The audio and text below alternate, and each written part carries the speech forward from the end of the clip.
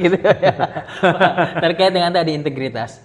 Kalau sekarang dari pandangan, dulu kan Bapak di ini ya penyelenggara. Iya, betul. Sekarang kalau dari Bapak dari sisi akademisi, penyelenggara yang berintegritas atau integritas pemilu itu seperti apa sih Pak? Baik Mas, ya. Kalau dulu memang kita dituntut untuk berintegritas katanya ya Mas. Termasuk juga pemilunya berintegritas gitu Mas. Ya, sebetulnya kalau kita bicara tentang integritas, artinya kita melihat kepada peraturan perundang-undangannya, di mana bahwa pemilu yang berintegritas itu, ya pemilu yang dilaksanakan sesuai dengan ketentuan peraturan perundang-undangan. Ya Mas, dari awal misalnya perencanaan sampai dengan penetapan hasil, ya Mas. Di sana juga ada yang ajas pemilunya, luber jurdil juga. Nah itu termasuk transparan, akuntabilitas. Nah itu harus segera dilaksanakan Mas. Jadi berintegritas dari perencanaan sampai terakhir penetapan itu. Kitanya juga harus sering-sering membaca aturan gitu. KPU itu Mas, ketika kita bicara benar aja jadi masalah gitu ya, apalagi salah sudah Mas itu tuh.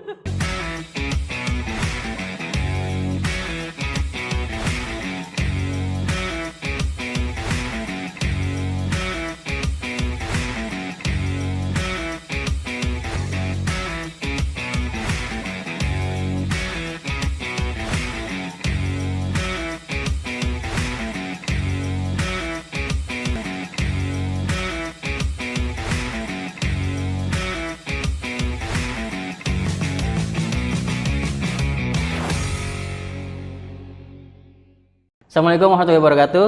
Sedulur KPU, kembali lagi dengan podcast Kocir, konsultasi cerdas informasi rakyat. Yang tema kali ini luar biasa terkait dengan integritas dari penyelenggara dan pemilihan sendiri. Bersama kami sudah hadir mantan komisioner KPU Kota Cirebon yang sekarang kembali ke dunia akademisi, Bapak Dr. Sanusi. Selamat siang Pak Dokter. Selamat siang Mas Basri. Alhamdulillah saya punya generasi penerus ya. Ternyata dari UGJ juga ya Mas Basri. Iya Pak. Terima kasih Pak mau sedikit meluangkan waktunya buat kegiatan podcast ini Pak. Kegiatan di kampus seperti apa Pak sekarang yang dijalani Pak? Sebetulnya kalau bicara kegiatan di kampus ya mungkin lebih tenang dari KPU ya. Karena waktu di KPU banyak tekanan Mas Basri. Ya, di satu sisi kita harus sesuai dengan aturan ya tadi kalau boleh kita harus berintegritas pada waktu itu iya. Sehingga ya kita perilaku kita, tindakan kita harus sesuai aturan gitu. Betul. Melaksanakan aturan yang ada di KPU, termasuk juga ya waktu zaman saya itu ada PSU gitu ya. PSU. Iya sampai ke MK Mas. Jadi bolak-balik kesel juga ya. Ya bersyukurlah sekarang kembali lagi jadi tenang lagi gitu. Gitu ya. Terkait dengan tadi integritas. Kalau sekarang dari pandangan, dulu kan Bapak di ini ya penyelenggara. Iya betul. Sekarang kalau dari Bapak dari sisi akademisi, penyelenggara yang berintegritas atau integritas pemilu itu seperti apa sih Pak? Baik Mas, ya. Kalau dulu memang kita dituntut untuk berintegritas katanya ya Mas. Termasuk juga pemilunya berintegritas gitu Mas. Ya, sebetulnya kalau kita bicara tentang integritas, artinya kita melihat kepada peraturan perundang-undangannya, di mana bahwa pemilu yang berintegritas itu, ya pemilu yang dilaksanakan sesuai dengan ketentuan peraturan perundang-undangan. Ya Mas, dari awal misalnya perencanaan sampai dengan penetapan hasil, ya Mas.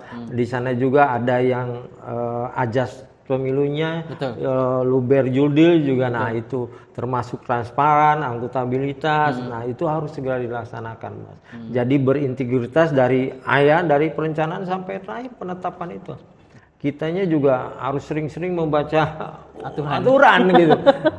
KPU itu Mas, ketika kita bicara benar aja jadi masalah gitu ya. Apalagi salah, sudah Mas itu tuh. Kayaknya wah sudah deh.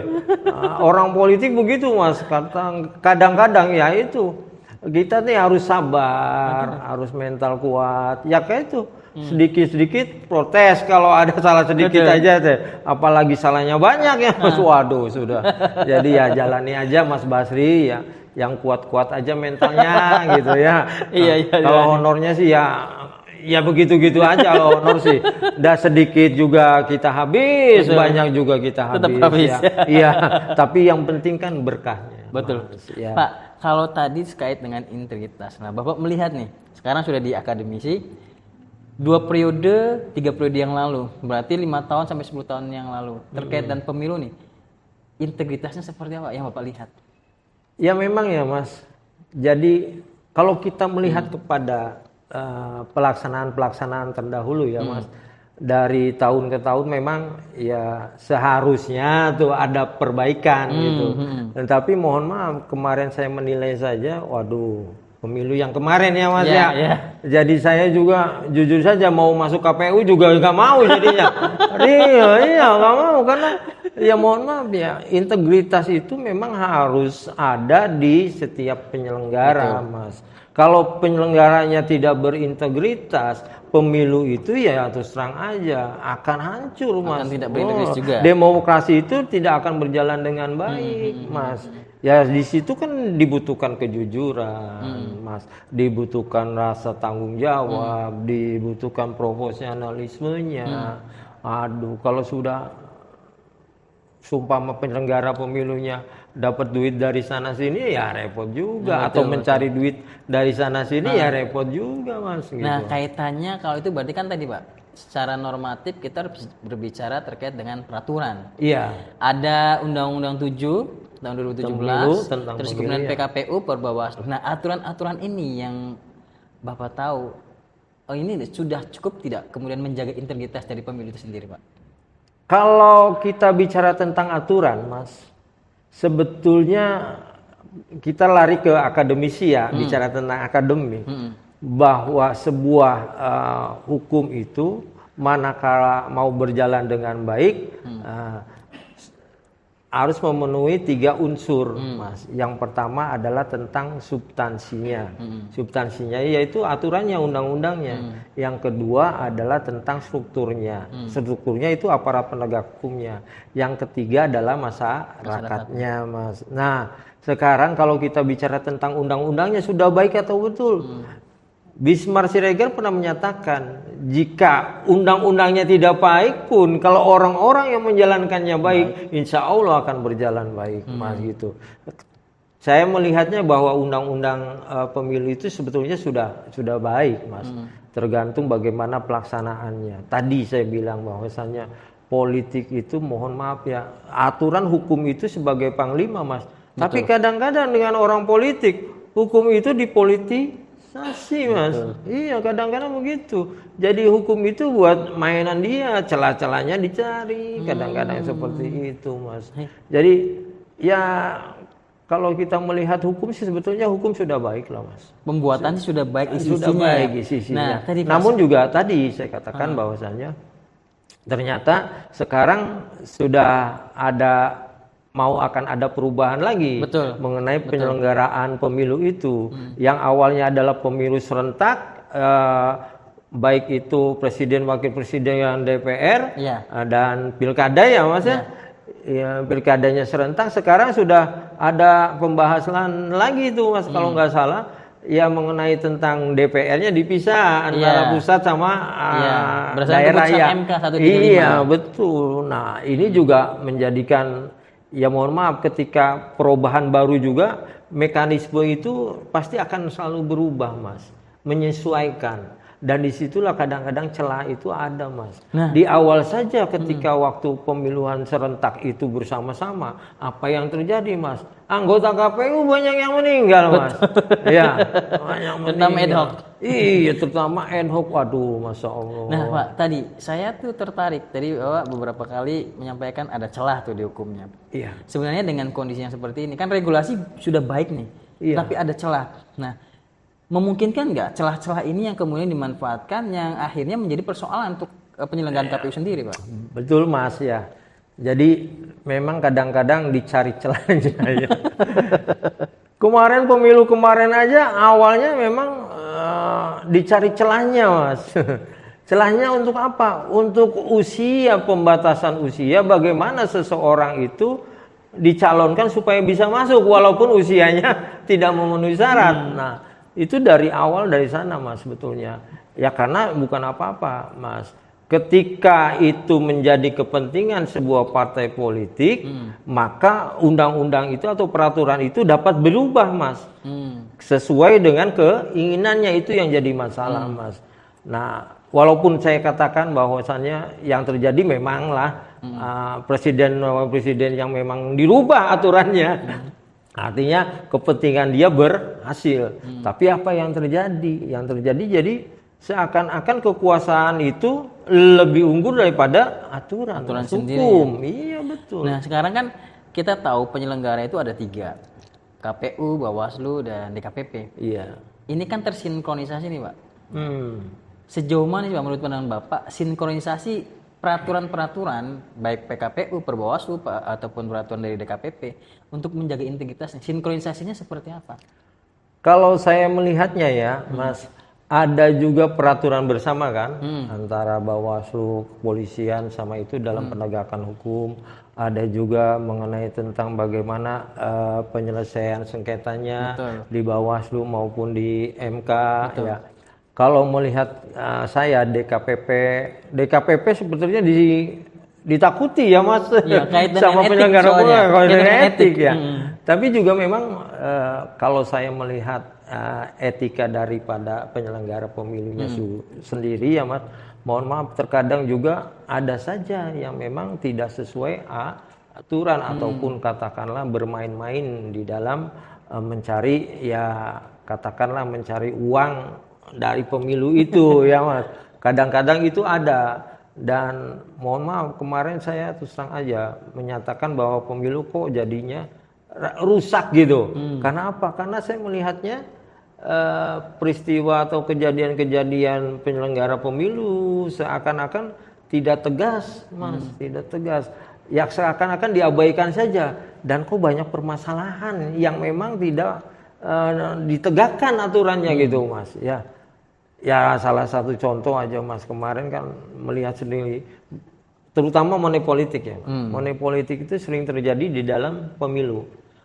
Terkadang kemarin saya melihatnya waduh kok dibiarkan saja begitu. Pembiaran ada pembiaran ya.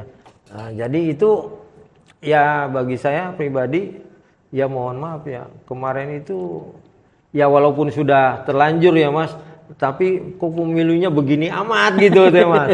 Begini amat gitu ya. Ya mudah-mudahan sih ya ada evaluasi lah. Evaluasi bagi penyelenggara pemilunya juga ya mohon maaf bagi partai politiknya juga Mas. Jadi semua pihak yang terlibat dalam pemilu itu ya, pemilu itu. Nah, Pak, tantangan yang paling utama, yang paling kelihatan lah dalam rangka menjalankan integritas Pak bagi penyelenggara sebenarnya tantangan utamanya. Bagi penyelenggara Mas, satu sisi begini Mas. Saya tanya sama Mas Basi saja. Penyelenggara pemilu itu berapa orang Mas? Bukan satu dua kan banyak Mas. Satu sisi tanya saja mereka paham tidak dengan undang-undang tentang pemilu. Saya yakin tidak semuanya paham. Apalagi rekrutan tentang KPPS, ad hoc itu, apalagi tentang panitia yang di TPS-nya gitu. Apakah mereka tahu ngerti Mas? Kadang-kadang mohon maaf mereka ketika dikasih uang ya diem aja Mas. Apalagi sediem aja kan gitu. Berarti terkait pengetahuan regulasinya ya Pak ya? Iya, betul. Jadi mungkin bisa jadi sosialisasi dan pemahaman regulasinya. Nah, kalau kaitannya sekarang kita bicara dunia digital, Pak. Kan kita sudah semuanya digital, tidak dipungkiri kita harus ikutin perkembangan zaman. Memungkinkan nggak disinformasi terkait dengan hal-hal yang lain ya kepemiluan pada masyarakat, pada penyelenggara yang sekarang disebarkan lewat digital itu kemudian mengurangi atau berdampak besar untuk integritas pemilu sendiri, Pak? Baik, Mas. Kalau bicara tentang disinformasi, Betul. ya, memang sekarang mohon maaf, HP ini sebagai barang yang memang di dua sisi yang berbeda. Yang satu bisa untuk kebaikan, yang satu lagi bisa untuk kejahatan, keburukan ya Mas ya. Iya. Nah, di satu sisi informasi itu ya mohon maaf bagi mereka yang tidak suka, kadang-kadang informasinya melenceng gitu Mas. Bukan informasi yang benar tapi informasi yang tidak benar, Mas. Di satu sisi itu, di sisi lain ya bisa jadi tadi orang itu kan di daerah, mohon maaf ya, di daerah yang satu dengan daerah lain itu Mas akan berbeda tentang HP ini, Iya. ya, ataupun disinformasi itu. Katakan saya tadi pemahaman mengenai peraturan perundang-undangannya juga ya belum semuanya merata. Merata, ya. Nah, disinformasi lagi Mas, orang kadang-kadang gampang-gampang aja menyebarkan ya berita hoax, berita bohong tuh Mas, dipercaya aja. Jadi memang disinformasi yang disebarkan lewat dunia digital ini berarti ini Pak ya sangat berpengaruh betul terhadap integritas politik ini iya, pemilu betul, ya. berpengaruh betul Mas. Disinformasi maupun tadi apa satunya Polarisasi. Polarisasi betul-betul Mas, bisa menggiring masyarakat. Berarti sangat pengaruh ya Pak ya. Iya pengaruh Pak, menggiring masyarakat sekarang melalui HP saja cek untuk memilih salah satu gampang aja sekarang. Sebarluaskan atau posisi satu calon aja. Dikasih aja langsung informasi. broadcast ya. Iya, broadcast aja. Nah, Pak, terkait dengan tadi kita bicara tadi soal penyelenggara. Sekarang karena kita juga penyelenggara, maka penyelenggara itu menyediakan informasi juga salah satunya kepada partai politik. Iya. Nah, partai politik sendiri menurut pandangan Bapak terkait dengan kegiatan-kegiatan partai politik ini berpengaruh nggak terhadap integritas pemilu kalau partai politik itu, Pak? Pengalaman saya dulu Mas ya. Aduh, kadang-kadang kita memberikan informasi maupun sosialisasi Mas. Tapi tetap saja namanya juga partai politik ya Mas. Dia merekrut orang-orangnya juga, audien-audiennya juga, atau katakanlah pendukung-pendukungnya juga ya. Itu kan satu sisi berbeda antara satu dengan yang lain pemahamannya. Lalu yang kedua juga ada yang mereka memang posisinya langsung dadakan jadi anggota partai. Karena apa? Karena memang ada kepengennya. Biasanya apa? Ujung-ujungnya duit Mas. Ujung-ujungnya duit ya. Anggota partai politik itu hampir rata-rata ya. Mereka itu masuk tuh bukan kesadaran kadang-kadang gitu, bukan kesadaran. Terus terang aja saya pribadi ya ketika ke bawah ini Mas, ke bawah gitu ya. Itu mereka pemilih itu ya walaupun cuma kader satu partai gitu. Kalau sudah dikasih uang kadang-kadang goyah juga. Goyah juga. Apalagi uangnya gede Mas. Berarti emang partai politik juga perlu menyampaikan informasi yang betul ya Pak ya, supaya integritas pemilunya tetap terjaga ya Pak ya. Betul Mas. Jadi partai politik ini kan kadang-kadang yang sekarang ini orang partai politik itu kadang-kadang orang nyaleg itu dari partai A, partai B, dari partai gampang-gampang baik ya. Padahal tanpa disadari bahwa partai politik itu harus membangun kaderisasi. Nah, kaderisasi dan kalau bisa kepada masyarakatnya juga memberikan penyuluhan ataupun memberikan pendidikan politik. Ini untuk pendidikan politik Mas khususnya Mas. Karena posisinya partai politik itu jarang Mas, jarangnya kenapa? Saya kata iya pendidikan politik itu jarang kadang-kadang. Iya buktinya kalau umpama pilkada kalau pemilu aja Mas, coba lihat yang namanya kampanye apa namanya sih? Baliho, terus iya pamflet dipasangnya di mana? Itu lapangan kebun pelok sekolahan, waduh, di mana pohon dipakuin juga tuh. Nah, kalau memberikan pendidikan politik kan tentunya diarahkan, ya diarahkan ketika memasang saja jangan di pohon, jangan di paku, di tiang listrik. Coba aja Mas nanti kalau pilkada sok. Wong Cirebonku kan wilayah semene-mene, partai politik akeh, pendukung akeh. Ya pasangku nanti teplak teplok. Benar. Partai politik punya peranan besar apa ya di situ? Harusnya punya peran yang memang juga artinya memberikan pendidikan politik yang baik dan benar, Mas. Betul. Nah, Pak, tadi kita sudah bicara penyelenggara, terus kemudian partai politik sebagai rekanan kita lah ya. Iya. Nah, sekarang masyarakatnya sendiri, Pak, untuk menjaga integritas, sebenarnya bentuk masyarakat ini seperti apa menjaga integritas pemilu ini, Pak? Kalau saya meneliti, masyarakat itu cenderung, Mas, mohon maaf ya, cenderung dia memilih itu karena posisi ada uangnya. Sekarang ini betul ada uangnya, bukan pribadi. Mohon maaf ya, kalau disurvei itu, waduh Mas, harusnya kan mereka itu posisinya memilih itu atas dasar lihat figurnya, betul, calonnya, programnya, visi misinya, itu yang mereka lihat. Tapi sekarang masyarakat mohon maaf ya, wani piro, ya Mas, sok wani piro, gitu. Jadi kesannya ada uang ya mereka mau memilih gitu. Kada uang sih yang males banget. Tapi berarti untuk menjaga integritas pemilu 3 unsur ini baik penyelenggara, partai politik maupun masyarakat memang harus benar-benar berintegritas semua ya.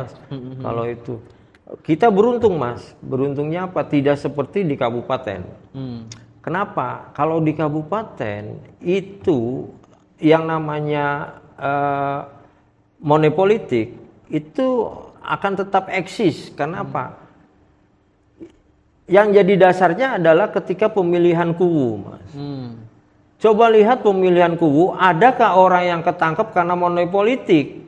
Karena kayaknya bebas pemilihan kubu itu orang ngasih duit, ngasih barang teh. Coba lihat pemilihan kubu. Jadi nggak akan hilang itu di kabupaten. Di Cirebon kan tidak ada pemilihan kubu. Tidak ada, adanya lurah. Ada lurah, mending kan gitu. Artinya sedikitnya tidak menjadi dasar orang itu melakukan money politik gitu. Kalau di sana kan sudah ada terbiasa dengan pemilihan kubu, dikasih beras segala macam, Mas. Ya mohon maaf, bahkan kalau boleh dikata biaya mungkin nyalek dengan kubu itu lebih besar kubu. Saya kira gitu. Pak, terakhir nih Pak, karena kita juga kan bonus demografi memungkinkan di 2029 pemilu yang akan datang di Kota Cirebon itu 40-45% itu pemilihnya pemilih pemula muda. Nah, saya minta Pak statement terakhir dari Bapak terkait dengan untuk pemilih pemula dan pemilih muda terkait dengan pemilu yang akan mereka ikuti untuk pertama kalinya, Pak. Baik. Ada pemilih pemula, ada pemilih yang baru ya. Pemilih muda. Pemilih muda ya. Kalau pemilih pemula, saya kira sama pemuda juga sama saja ya. Ketika memang memilih itu ya, tadi saya katakan jangan kayak orang membeli kucing dalam karung gitu tuh ya. Jadi mereka ini kan tentunya ya harus memahami bagaimana memilih yang baik gitu kan. Lihat dulu tadi programnya, visi misinya, figur orangnya. Dan mohon maaf ya, ini peraturan perundang-undangan juga kadang-kadang lucu juga saya. Udah tahu orang pernah dipidana, pernah melakukan kejahatan masih bisa mencalonkan kan gitu. Ya. Itu ya terhadap peraturan perundang-undangan masih bisa mencalonkan gitu. Harusnya sudah saja lah kalau yang sudah punya kelakuan tidak baik ya jangan masuk lagi gitu. Terus yang jadi kedua juga, kenapa kok udah tahu orangnya buruk tuh ya, kelakuannya buruk tuh masih baik dipilih kan gitu ya. Nah itu yang buat pemula juga tolonglah singkirkan tadi ada keinginan ya mencoblos itu asalkan ada uang gitu. Jangan seperti itu ya.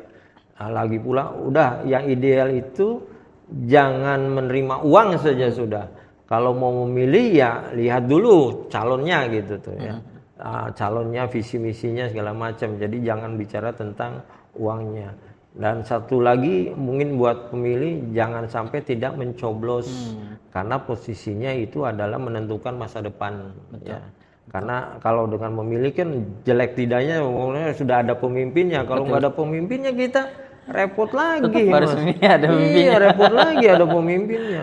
Ya, mudah-mudahan mereka yang pemula kan nanti kan menjadikan regenerasi, artinya generasi penerus kita. Kalau pimpinannya baik ya mudah-mudahan juga mereka kan ikut senang juga baik. Karena ya itulah pokoknya saya berharap lebih apa ya? Lebih memilihnya lebih terseleksi lah gitu ya. Jangan atas dasar apapun gitu. Itu saja lah. Ya. Baik Pak, terima kasih, mungkin itu yang bisa kita obrolkan. Iya, Terima kasih waktunya. Sehat dan sukses selalu Pak. Iya, mudah-mudahan KPU Kota Cirebon juga masih bisa menjaga diri ya. Amin, amin, amin, amin. Integritasnya juga ya. Mohon maaf nih barangkali nanti ada hal-hal yang tidak diinginkan saya bisa kritisi. Siap. Gitu saya kritisi karena saya udah di luar gitu ya. Kalau di dalam saya yang dikritis ya. Ya. Sedulur KPU, demikian kita bincang-bincang dengan Dr. Sanusi. Selanjutnya kita akan kembali dengan diskusi-diskusi yang lainnya. Terima kasih. Assalamualaikum warahmatullahi wabarakatuh. Waalaikumsalam warahmatullahi wabarakatuh.